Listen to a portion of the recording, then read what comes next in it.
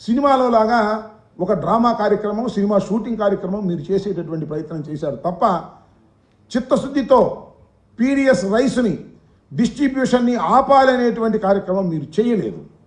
11,000 కోట్ల రూపాయలు ఇవాళ రాష్ట్ర ప్రభుత్వం కానీ కేంద్ర ప్రభుత్వం కానీ దాన్ని ఖర్చు పెడతా ఉంది.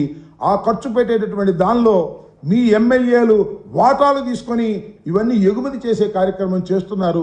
ఆ విషయాన్ని మర్చిపోయి అక్కడికి వెళ్ళి ఎస్పీ మీద అధికారుల మీద మీరు కేకలేస్తున్నారు. నేను మనవి చేస్తున్నా, అసలు ఆ పోర్టులోకి వెళ్ళాలి అంటే 2 చెక్ పోస్టులు ఉన్నాయి, పౌర సరఫరాలకు సంబంధించిన చెక్ పోస్టులే. ఆ 2 చెక్ పోస్టులు కూడా దాటి వెళ్ళిపోయిన బియ్యం అంటే ఎవరు దీనికి కారణం? పౌర సరఫరాల శాఖ కదా. ఆ పౌర సరఫరాల శాఖ మీ పక్కన కూర్చున్నటువంటి మనోహర్ గారు నిర్వహించడం లేదా? అది జనసేన పార్టీకి సంబంధించిన వాళ్ళు నిర్వహించడం లేదా? మరి దీనికి మీరు బాధ్యులేంటి? నిజంగా ఇదే నిజమైతే, ఈ స్కామ్ నిజమైతే ముందు పౌర సరఫరాల శాఖ మంత్రి రాజీనామా చేయాలి, ఆ తర్వాత మీరు చేయాలి. చివరికి మీ బాధ్యత రాహిత్యంగా బాధ్యత వదిలేసి మీరు ఎవరి మీద విమర్శ చేస్తున్నారు? ఆ వెళ్ళిపోయినటువంటి చంద్రశేఖర్ మీద విమర్శ చేస్తున్నారు, చంద్రశేఖర్ రెడ్డి గారి మీద. ఇవాళ ఆయన మీద విమర్శ చేస్తే ఏం ఉపయోగం అని మనం చేస్తున్నాము. కాబట్టి ఒక దారుణమైన పరిస్థితుల్లో మీరు ప్రవర్తన చేస్తున్నారు. చాలా దురదృష్టకరమైనటువంటి ప్రయత్నం మీరు చేస్తున్నారు. మిమ్మల్ని మీరే దూషించుకుంటున్నారు, మిమ్మల్ని మీరే విమర్శించుకుంటున్నారు. ఆ ఎస్పీని మీరే విమర్శిస్తారు, పౌర సరఫరాల శాఖలను కూడా మీరే విమర్శిస్తారు, ఈ ప్రభుత్వాన్ని మీరే విమర్శిస్తారు. కానీ ఈ ప్రభుత్వంలో బాధ్యత మాదేనంటారు. ఆ బాధ్యత చేపట్టే పరిస్థితుల్లో లేదు. ఇది చూస్తే మాకు చాలా విచిత్రం వేస్తుంది.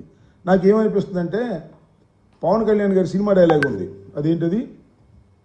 నాకు తెక్కుంది దానికో లెక్క ఉంది, నాకు తెక్కుంది దానికో లెక్క ఉంది. ఇదంతా చూస్తే మీకు లెక్కలేనంత తెక్కున్నట్టుగా అర్థమవుతుంది. ప్రభుత్వంలో మీరుంటారు, ఎస్పీని విమర్శిస్తారు. ప్రభుత్వంలో మీరుంటారు, పౌర శాఖ అధికారులను విమర్శిస్తారు. ప్రభుత్వంలో మీరుంటారు, ఎవరి మీదో కేకలేస్తారు. అదేమంటే ఇది చాలా వండర్ఫుల్ పోర్ట్, దీని ద్వారా చాలా ప్రమాదకరమైన అంశాలు జరిగే ప్రమాదం ఉంది. ఆర్డీఎక్స్ వస్తుంది, అవి కసప్లాగా ఎవరో వచ్చి దుండగులు దీని మీద వచ్చేసి కాల్పులు జరిపేసి ఈ దేశానికి రక్షణ లేకుండా పోతుందని కొత్త కొత్త విషయాలు చెప్పేస్తారు. మాకు అర్థం కాదు ఇదంతా. ఏది హోంమంత్రికి లెటర్ రాస్తానంటున్నాడు, మీరే ప్రభుత్వం, హోం కూడా మీదే, ఇక్కడ మీరే. ఏమిటి కబుర్లు, సొల్లు కబుర్లు? నాకు అర్థం కానటువంటి విషయం. కాకపోతే మీరు మీ బాధ్యతను విస్మరించి ప్రవర్తన చేస్తున్నారు. మీరు మీ బాధ్యతగా ఉండాలి. కొన్ని పేపర్లు రాస్తున్నాయి, హీరోగా వెళ్ళాడు ఒక్కడే, నడి సముద్రంలోకి వెళ్ళాడు, రఫ్గా ఉంటే సముద్రంలోకి వెళ్ళాడంట.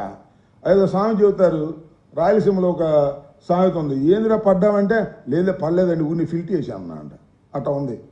ఏంది స్వామి నువ్వు వెళ్ళి అధికారం తిట్టాను? లేదు నేను వీరోత్వంగా వెళ్ళానని చెప్పేసి ఆ పేపర్ రాసేటటువంటి కార్యక్రమాలు చేస్తూ ఉన్నారు. చాలా దురదృష్టం ఇవాళ ఈ రాష్ట్రంలో దోపిడీ తప్ప రెండో పనే లేదు. నేను ఇంకోటి కూడా చెప్తున్నా, పవన్ కళ్యాణ్ గారికి, పవన్ కళ్యాణ్ గారికి తెలుసో తెలీదో నాకు తెలియదు, కానీ ఆ పక్కనే ఉన్నాడు, ఆయన పేరేంటి, మన కాకినాడ ఎమ్మెల్యే గారు కొండబాబు, ఆయనకి మామూలు లేకుండా నడుస్తుందా నాకు తెలియగలుగుతాను. అలాగే నీ పక్కనే ఉన్నాడు పౌర సరఫరాల శాఖ మంత్రి గారు.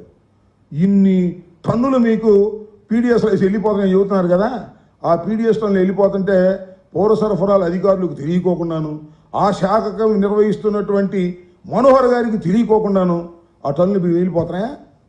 కొట్టేస్తారు, క్యాష్ పర్సన్ అయితే కొట్టేస్తున్నారు.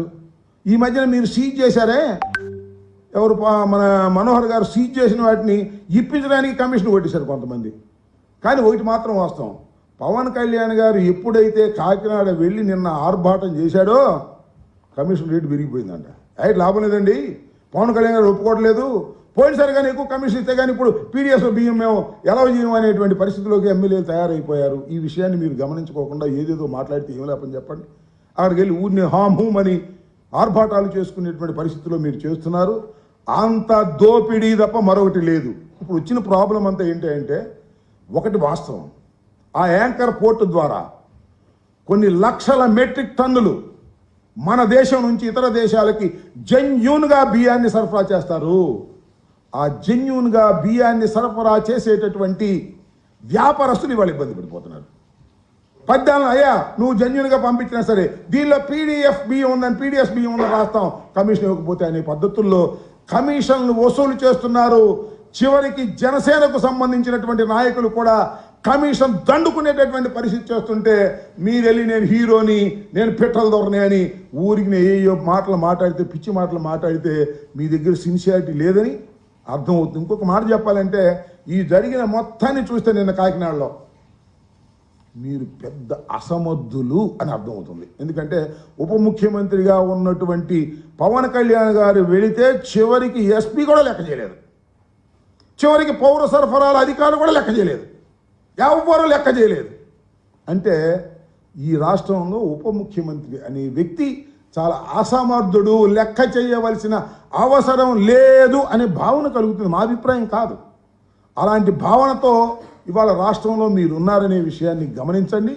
ఎన్నెన్ని కబుర్లు చెప్పినా సిన్సియారిటీ లేకోకుండా మీ చుట్టుపక్కల ఉన్నటువంటి దొంగలందరినీ కూడా మీరు చెక్ చేసుకోకుండా మాట్లాడితే దానికి అర్థం పర్థం ఉండదనే విషయాన్ని పవన్ కళ్యాణ్ గారు తెలుసుకోవాలి.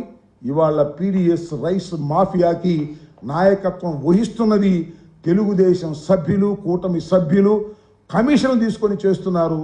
ఇది ఒక ఆదాయపు సోర్సుగా ప్రతి శాసనసభ్యుడు భావిస్తున్నాడు.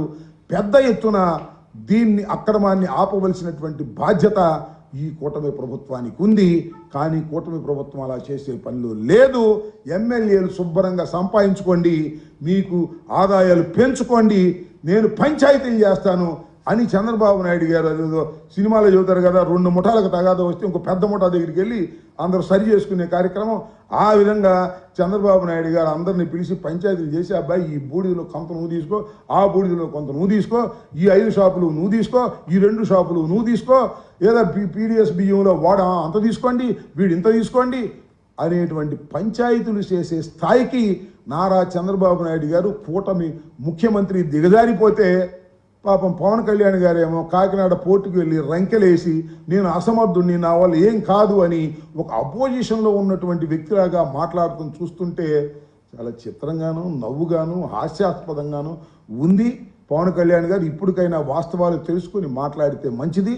దొంగలు మీ చుట్టూరానే ఉన్నారనే విషయాన్ని కూడా మీరు మర్చిపోతే జనం మిమ్మల్ని చీదరించుకునేటువంటి పరిస్థితి వస్తుందనే విషయాన్ని కూడా గుర్తుపెట్టుకోవాల్సిందిగా ఈ సందర్భంగా నేను మీ ద్వారా పవన్ కళ్యాణ్ గారికి అలాగే ముఖ్యమంత్రి చంద్రబాబు నాయుడు గారికి చెప్పదలుచుకున్నాను.